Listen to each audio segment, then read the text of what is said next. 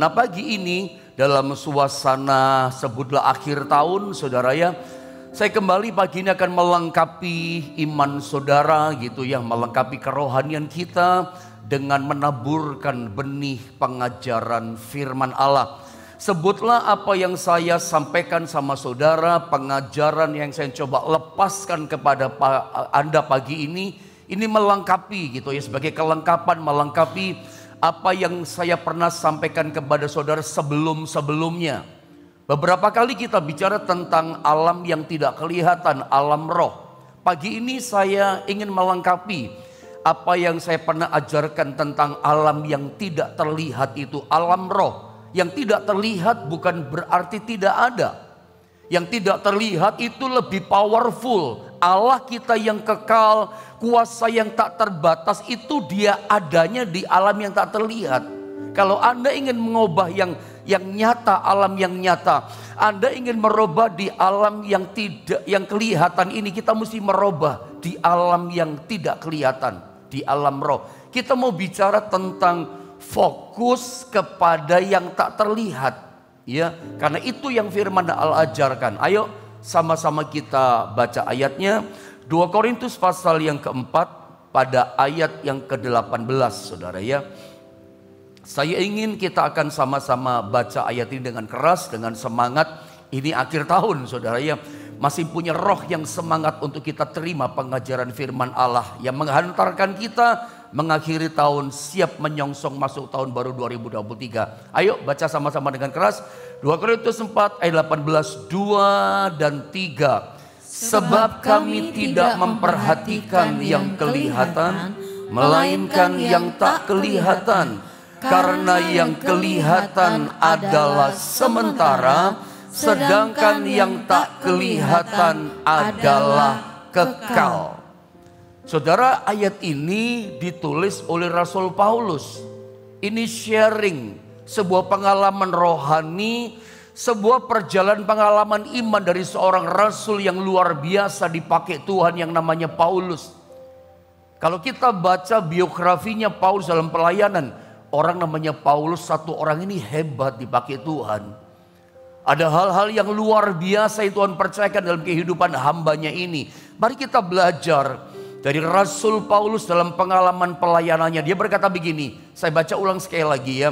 Sebab kata Paulus, kami tidak memperhatikan yang kelihatan. Fokusnya bukan kepada yang kelihatan, kata Rasul ini, melainkan yang tak kelihatan. Jelas ya saudara ya.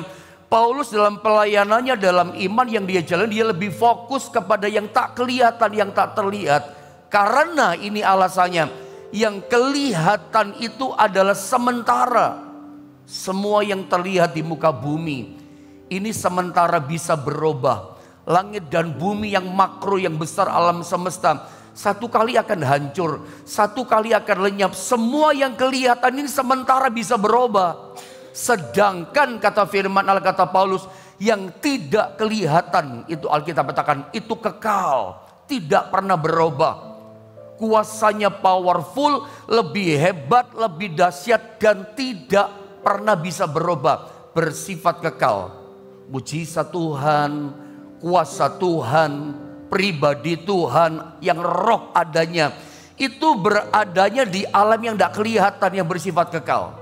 Tapi mari dari ayat ini 2 Korintus pasal 4 ayat 18, dari ayat ini disadari atau tidak, Anda lihat power ini, bahwa ternyata kita ini selama ini hidup di dua alam, yaitu alam yang kelihatan dan alam yang tidak kelihatan.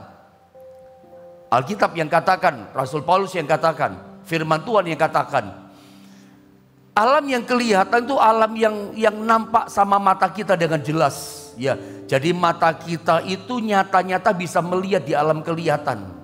Ya, mata kita terbuka di alam nyata, tetapi di alam yang tidak kelihatan mata kita itu buta, nggak lihat alam roh. Kita nggak tahu apa-apa tentang keadaan situasi di alam yang namanya alam roh. Buta sama sekali kita. Kenapa pagi ini saya mencoba kembali men-sharingkan, saya kembali bicara tentang alam roh yang tidak kelihatan Dan saya kembali angkat tentang alam nyata yang kelihatan jelas dengan mata kita. Alasannya sederhana, karena hari-hari ini saya banyak melihat banyak orang Kristen, banyak anak Tuhan, bahkan tidak sedikit yang namanya pelayan Tuhan, itu hidupnya frustasi. Itu yang saya lihat. Saya melihat hidupnya begitu putus asa, seperti nggak ada harapan yang namanya masa depan, karena melihat masalah yang begitu berat. Dia terintimidasi dengan apa yang dia lihat, itu masalah, problematika, kesulitan yang ada. Terintimidasi dengan apa yang dia lihat. Problem itu kelihatan, masalah kelihatan, tubuh kita yang sakit apa itu kelihatan. Nah, seringkali kita merasa hidup kita nggak ada harapan. Ketika kita melihat yang kelihatan rasanya nggak ada harapan, kita menjadi terintimidasi. Akibatnya apa? Kita frustasi, kita menjadi putus asa, kita mulai berkata apa? Saya nggak bisa sembuh. Karena kita kelihatan begitu parah keadaan sakit kita. Kita merasa nggak ada harapan, aku nggak mungkin tertolong, aku nggak punya masa depan, aku nggak bisa mungkin sukses, mustahil aku mengalami pertolongan Tuhan. Kita terbentur, terintimidasi dengan apa yang kita lihat. Saya ulang sekali lagi, firman Tuhan yang berkata, mari kita belajar dari Rasul Paulus. Aku lebih memperhatikan kepada yang tak kelihatan. Ingat, jelas ayat ini mengajarkan ada alam yang nyata yang kelihatan, ada alam roh yang tidak kelihatan. Dan Paulus firman Allah mengajar kita, fokuslah lebih memperhatikan yang tidak kelihatan. Allah itu berada di alam yang tidak kelihatan. Saudara, memang saya tahu ada orang-orang di dunia ini, saya berharap itu bukan Anda semua. Ada orang di dunia ini yang selalu berpikirnya rasional. Selalu berpikirnya itu yang logik, yang kontra logik dia nggak mau tahu. Orang yang logik, yang rasional berkata gini, setan tidak ada. Kenapa? Karena setan itu tidak kelihatan katanya. Maafkan kalau saya katakan, kalau ada di antara saudara berkata setan tidak ada tanpa sadar, saudara sedang berkata Tuhan itu nggak ada. Kalau Anda berkata Tuhan tidak ada, setan tidak ada, berarti Anda berkata neraka tidak ada, surga tidak ada. Memangnya siapa yang menciptakan alam semesta ini? Iya kan?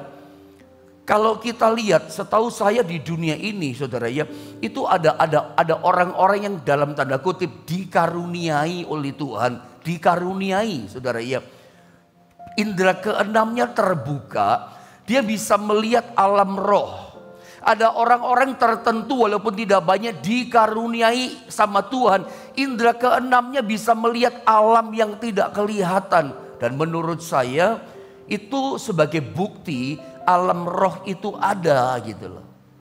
Bukan berarti yang tidak terlihat itu tidak ada. Sebab Allah pencipta langit dan bumi, Allah yang kuasanya kekal, yang bagi dia tidak ada mustahil, itu dia beradanya di alam roh yang tidak kelihatan dan kuasanya powerful. Dia yang sanggup tolong kita justru beradanya di alam roh yang tidak kelihatan.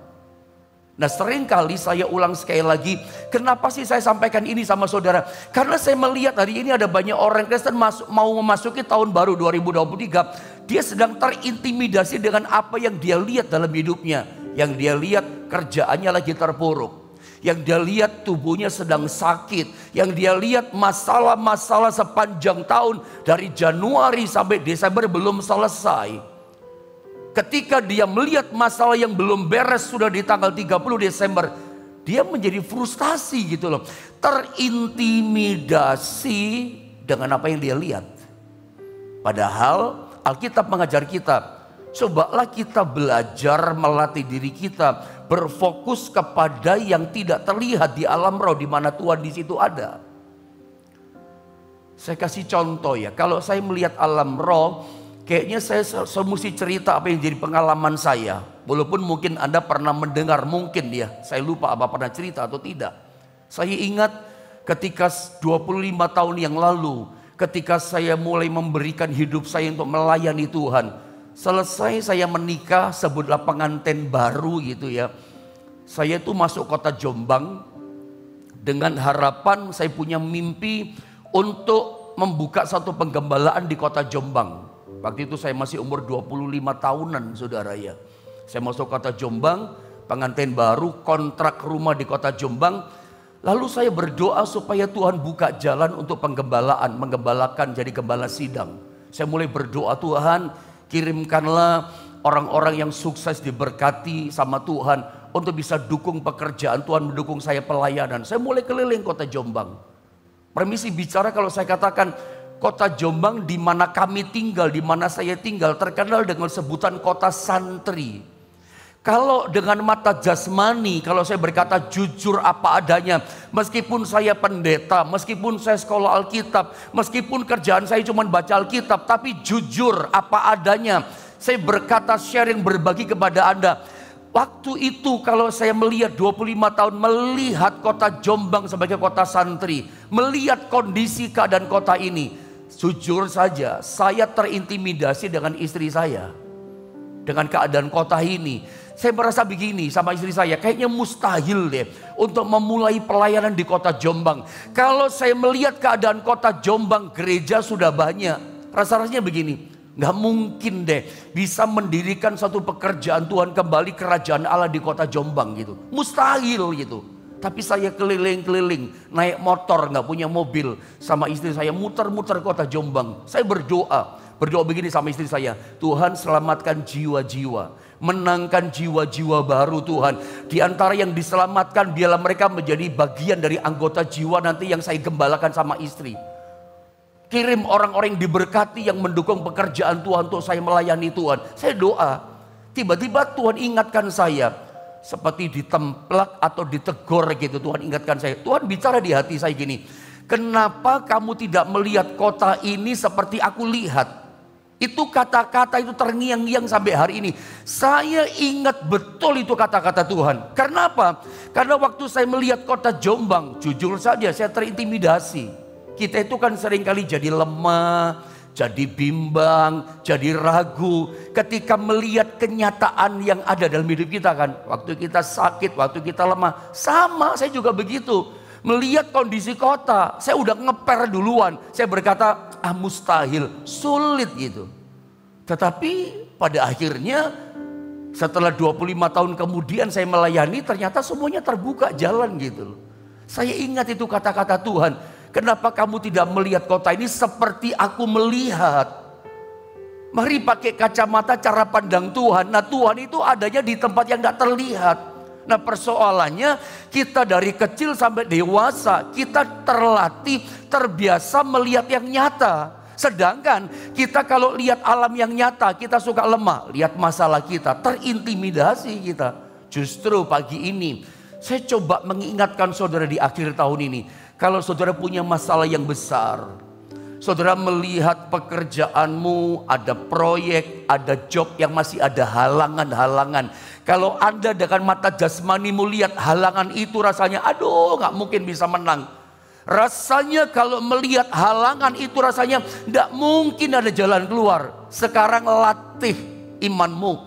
Sekarang latih rohanimu apa? Melihat fokus yang gak kelihatan di alam roh. Ada janji Tuhan di situ. Ada kuasa Tuhan di situ yang tidak pernah berubah. 2 Korintus pasal 4 katakan yang tak kelihatan di alam roh itu kekal kuasanya, lebih powerful. Tarik kuasa itu, alami kuasa yang kekal itu. Maka yang tertutup akan jadi terbuka, yang tidak mungkin bahkan yang mustahil terbuka jalan keluar, Tuhan akan bukakan dengan cara yang ajaib. Ketika saya coba renungkan ayat ini 2 Korintus 4:18, melatih yang tidak kelihatan, belajar melihat yang tidak nampak ada Tuhan di situ, janji Tuhan. Saya teringat 2 tokoh Alkitab. Ya, yang pertama bernama Daud, yang kedua Saul. Kita tahu 2 tokoh ini. Daud itu ternyata kalau kita baca di Alkitab, dia itu lebih fokus melihat yang tak terlihat, selalu lihat janji Tuhan. Anda lihat ya, Daud setiap kali hadapi peperangan selalu datang sama Tuhan. Itu kan ciri kan. Dia lebih percaya kepada yang tidak kelihatan, itulah Tuhan. Selalu tanya sama Tuhan, bagaimana dengan Anda? Kebalikannya Saul seringkali seperti kita, lebih memperhatikan yang terlihat, fokusnya kepada yang kelihatan. Ada ingat kisah tentang Goliat? Ya, selama 40 hari dia tuh mengintimidasi orang Israel. Pagi muncul, sore muncul, dengan suara yang parau, dengan suara yang keras, dia nantangin tentara Israel. Saul nggak berani hadapi Goliat. Padahal Saul itu adalah orang yang postur badannya lebih tinggi dari semua orang Israel. Tapi Saul pun nggak berani hadapi Goliat. Kalau kita baca Alkitab, sebetulnya dari suku Benyamin, sukunya Saul, itu suku yang paling jago memainkan ini loh, pengali-ali. Main ketapel itu suku Benyamin, bukan sukunya Daud. Tapi sukunya Benyamin yang paling jago kalau ada baca di Alkitab. Tapi Saul pun ternyata tidak berani menghadapi Goliat. Karena dia melihat Goliat itu kayak monster. Tiap hari pagi muncul, sore muncul, dia liatin. Tambah lama, tambah Goliat itu tambah besar, dia merasa dirinya makin kecil. Dan ada panglima pahlawan di antara tentara Israel. Semuanya merasa tambah kecil, Goliat tambah besar, tambah meraksasa badan Goliat. Tambah ketakutan, tambah terintimidasi. Kenapa? Melihat yang di depan mata. Tambah besar. Itu yang terjadi pada kita kalau kita jadi seperti Saul. Saya tidak tahu ya, raksasa hidupmu sekarang itu apa? Goliat yang sedang Anda hadapi di Akortain ini apa? Kalau kita melihat dengan mata kita, jadi takut kita. Kita berpikir mustahil, tidak mungkin aku menang. Selalu kita terjebaknya, terintimidasinya kepada apa yang kita lihat dengan mata kita. Itu yang terjadi pada Saul. Makanya semua orang Israel gak ada yang berani. Muncul Daud gak ada takutnya. Kenapa? Terlatih, terbiasa, fokusnya melihat Tuhan, fokusnya memandang yang tak terlihat di alam roh. Mari pagi ini sebelum kita mengakhiri tahun, memasuki tahun baru 2023, kita gak tahu apa-apa yang terjadi di depan kita. Tapi mari belajar memandang tahun di depan kita. Pandang janji Tuhan, pandang kuasa Tuhan yang tak terbatas. Daud itu kenapa menang? Coba saya tunjukkan 1 Samuel pasal 17. Lihat ayat 45, 47 ya, sampai 47. Kita boleh baca bergantian ayat ini saudara ya. Saya baca 45, saudara baca 46, nanti 47-nya sama-sama ya. Mari lebih bergairah kita mendengar firman di akhir tahun ini. Saya baca ayat 45. Begini kata firman. Tetapi Daud berkata kepada orang Israel itu, engkau mendatangi orang Filistin itu, engkau mendatangi aku dengan pedang dan tombak dan lembing. Perhatikan, tetapi kata Daud, aku mendatangi engkau dengan nama Tuhan. Lihat, selalu Tuhan yang dia bawa. Aku menghadapi engkau, mendatangi engkau dengan nama Tuhan semesta alam, Allah segala barisan Israel yang kau tantang itu. Teruskan 46 saudara. Hari ini juga Tuhan akan menyerahkan engkau ke dalam tanganku, dan aku akan mengalahkan engkau dan memenggal kepalamu dari tubuhmu. Hari ini juga aku akan memberikan mayatmu dan mayat tentara orang Filistin kepada burung-burung di udara dan kepada binatang-binatang liar, supaya seluruh bumi tahu bahwa Israel mempunyai Allah. Sama-sama kita baca 47, lihat 2, 3. Dan supaya segenap jemaah ini tahu bahwa Tuhan menyelamatkan bukan dengan pedang dan bukan dengan lembing, sebab di tangan Tuhanlah pertempuran, dan Ia pun menyerahkan kamu ke dalam tangan kami. Saudara lihat, perkataan Daud tidak ada perkataan takut, jelas ya. Karena yang kita lihat dengan mata kita itu menentukan perkataan kita. Bagaimana kita bisa berkata positif kalau yang kita lihat saja negatif? Itu yang tadi pada Saul kan, yang dia lihat negatif, ketakutan. Dia lihat, ini besar musuhnya. Terintimidasi dengan apa yang dia lihat. Daud gak ada kata negatifnya, gak ada kata takutnya. Aku mendatangi kau dengan nama Tuhan Allah semesta alam yang kau tantang itu. Hari ini Tuhan menyerahkan kau ke dalam tanganmu, aku penggal kepalamu, dan seterusnya. Bahkan dikatakan di tangan Tuhanlah pertempuran. Ada mesti sadar, kemenangan kita di tangan Tuhan. Pertempuran masalah kita belajar dari Daud. Kita yakin Di tangan Tuhan pertempuran kita. Kalau Tuhan bertempur untuk kita, Tuhan berperang untuk kita, kita tahu kemenangan ada di pihak kita. Jelas ayat ini berkata, sebab di tangan Tuhanlah pertempuran dan Ia pun menyerahkan kamu ke dalam tangan kami. Nggak ada takutnya, nggak ada negatifnya. Perhatikan baik-baik. Apa yang kita lihat itu menentukan perkataan kita. Ini perkataan iman yang powerful. Kenapa? Saul yang dia lihat musuh yang besar, Goliat. Daud melihat yang dilihat sama sih, masalahnya memang besar. Tapi Daud ini terlatih. Dia lebih fokus melihat yang tak terlihat. Dia percaya dia bisa melihat di belakangnya Goliat raksasa yang besar. Ada Tuhan semesta alam yang jauh lebih besar. Daud bisa lihat itu. Saya berharap pagi ini setiap Anda bisa melihat Tuhan di alam roh yang tak terlihat. Bahwa Tuhan itu kuasanya jauh lebih besar dibandingkan masalahmu.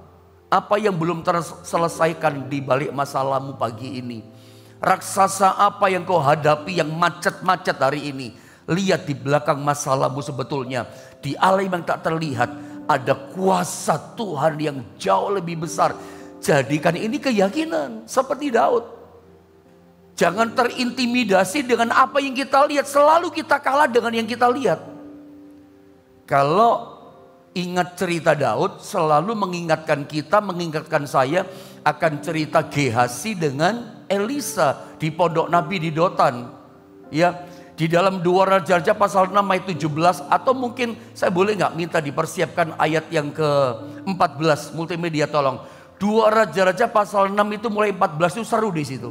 Satu kali Gehazi buka pintu pondok Nabi di Dotan, dia terkejut, bahkan ketakutan. Dia pikir udah gak ada jalan keluar. Kalau kita baca dalam cerita itu saudara ya, di mana tentara Aram, nah ini mungkin saya baca saja ya. Maka dikirimnyalah ke sana kuda serta kereta. Perhatikan ya. Dan tentara yang besar, jumlahnya besar. Perkiraan saya ini ribuan tentara. Cuman mau tangkap seorang nabi bernama Elisa, Raja Aram. Itu mengerahkan jumlah tentara kereta perang berkuda itu ribuan orang. Dalam jumlah tentara yang besar kata Alkitab. Sampailah mereka pada waktu malam. Malam-malam lo mau tangkap. Tidak ada orang lihat. Dia pikir bisa sergap Elisa. Lalu mengepung kota itu. Mau tangkap Elisa di pondok Nabi. Satu kota dikepung. Tidak main-main loh. Di embargo keliling. Lihat ayat 15. Lihat 15. Dikatakan begini 15, saya baca ya. Ketika pelayan abdi Allah bangun pagi-pagi ya dan pergi keluar, maka tampaklah suatu tentara dengan kuda dan kereta dari sekeliling kota itu. Lalu berkatalah bujangnya itu kepadanya Gehazi, celakalah tuanku. Yang dilihat menentukan mulut kita. Langsung Gehazi bujang berkata, celaka tuanku, apakah yang akan kita perbuat? Anda lihat di sini. Apa yang kita berbuat gak ada jalan kita. Dikepung kita satu kota, gak ada jalan keluar, celaka kita. Atau bahasa gini, mati deh kita, habis kita. Yang kita lihat menentukan perkataan kita. Bagaimana kita bisa ngomong positif, ngomong iman, ngomong kemenangan, ngomong berkat mujizat tahun depan. Kalau kita terjebak dengan mata kita melihat di depan kita. Seperti Gehazi, lihatnya negatif, ngomongnya pasti negatif. Hati-hati dengan yang kita katakan. Yang kita katakan itu yang jadi sama kita. Ya, hati-hati dengan mulut yang kita sebut dengan katakan itu yang kita alami. Tapi bagaimana kita bisa ngomong iman kalau yang kita lihat negatif? Itu terjadi pada Gehazi. Saya lanjutkan ya. Jawabnya Elisa, jangan takut. Gehazi ketakutan rupanya. Tidak mungkin sang nabi berkata, hei Gehazi jangan takut. Dia lihat ketakutan, makanya berkata, stop Gehazi jangan takut. Sebab perhatikan, lebih banyak yang menyertai kita daripada menyertai mereka. Aneh ya, si Gehazi bujangnya sama yang dilihat. Anda nggak bisa berkata, pendeta barangkali Nabi Elisa nggak lihat keadaan yang di depan mata. Kelihatan, kan sudah ngomong hambanya. Bujangnya udah kasih tahu celaka kita dikepung. Apa yang nggak ada yang bisa kita buat, tahu Elisa. Tapi kenapa ada perbedaan? Yang dilihat sama, bujangnya ketakutan, Elisa sang nabi hamba Tuhan tenang saja. Kenapa tenang? Ada satu ayat ya, ayat yang sangat terkenal yang saya yakin Anda juga tahu, Mazmur 62 ayat yang kedua. Hanya dekat Allah saja aku tenang, daripadanya lah keselamatanku. Ada mau selamat, ada mau menang. Kuncinya hanya dekat Allah saja.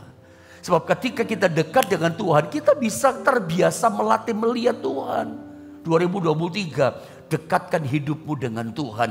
Lekatkan hatimu dengan hatinya Tuhan.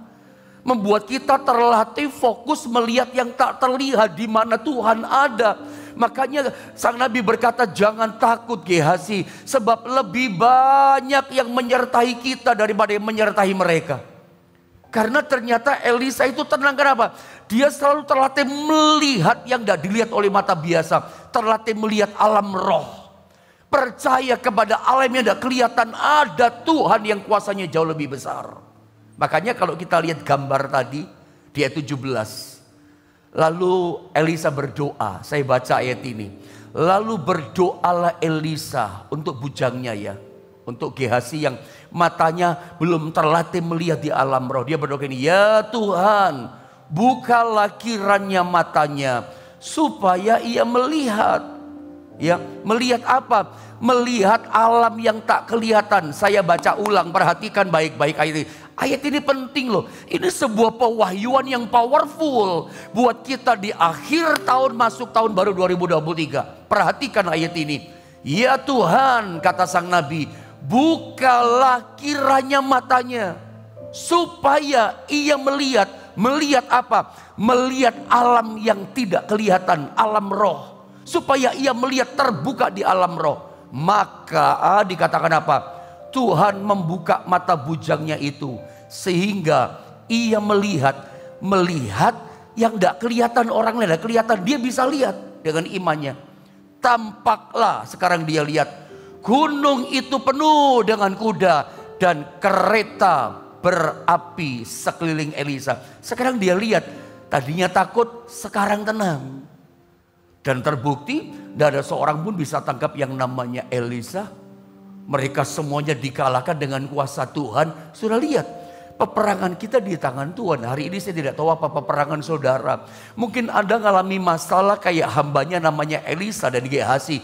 Dikepung oleh masalah, terkepung, tidak ada jalan keluar. Maju nggak bisa ke depan, mundur ke belakang nggak bisa, kanan kiri nggak bisa. Tapi ingat saudara ya, ada jalan yang namanya di atas. Itu jalan daripada Tuhan. Lihat ke atas, lihat Tuhan. Kalau di depan mata Anda lihat gak ada jalan keluar, samping kanan kiri, bahkan Anda menoleh ke belakang, gak ada juga jalan. Dengan mata jasmani yang nampak sudah tidak ada jalan. Begitu besarnya masalahmu mengepung saudara. Kalau Anda sudah tahu gak ada jalan, lihat matamu ke atas. Iman, saya mau sampaikan sesuatu pagi ini. Iman itu gak ada kata mundur. Iman itu artinya tidak boleh mundur. Kira-kira begitu. Apa pendeta artinya iman bagi saya? Sederhana. Iman itu artinya kita tidak boleh mundur. Kamu tidak boleh mundur hadapi masalahmu. Iman itu cuma satu, Anda mesti maju. Namanya iman tuh maju Bapak Ibu Saudara. Tidak ada kata mundur. Jadi kalau hari ini saudara mau berpikir gini, saya mau mundur dari pelayanan. Saya mau mundur dari ikut Tuhan ke gereja. Itu bukan iman. Hanya karena masalah engkau mau mundur. Termasuk dalam pekerjaan ya. Engkau punya proyek. Kalau engkau punya iman tidak ada kata mundur. Anda sudah memulai, maju. Iman itu maju. Maju itu sama dengan lihat atas dulu. Iman itu pokoknya maju, lihat atas, lihat Tuhan. Tidak ada kata mundur. Kalau hari ini Anda mulai mundur dari keadaanmu, mau mundur saja deh. Itu bukan iman. 2023, saya mau sampaikan, melepaskan pengajaran firman sama saudara. Apapun yang sedang Anda kerjakan, tidak ada kata mundur. Ya, itu namanya iman. Miliki iman. Iman tidak ada kata mundur. Sebab iman itu artinya tidak boleh mundur. Maju. Maju itu lihat atas, lihat Tuhan. Saya berharap Anda bisa menangkap ya dengan roh saudara yang bergelora. Apapun yang Anda jalani di tahun depan 2023, ya, kerjaankah, proyekkah, pelayanan kah, kalau ada sudah amin, ada percaya dari Tuhan, melangkah maju. Tidak ada kata mundur. Ya, lihat Tuhan di alam tidak kelihatan. Peperangan ada di tangan Tuhan. Tuhan pasti memberikan kemenangan. Saya mau bawa saudara pada titik ini. Ini penting. Ibrani 11 ayat 3. Saya ingin kita sama-sama baca ya.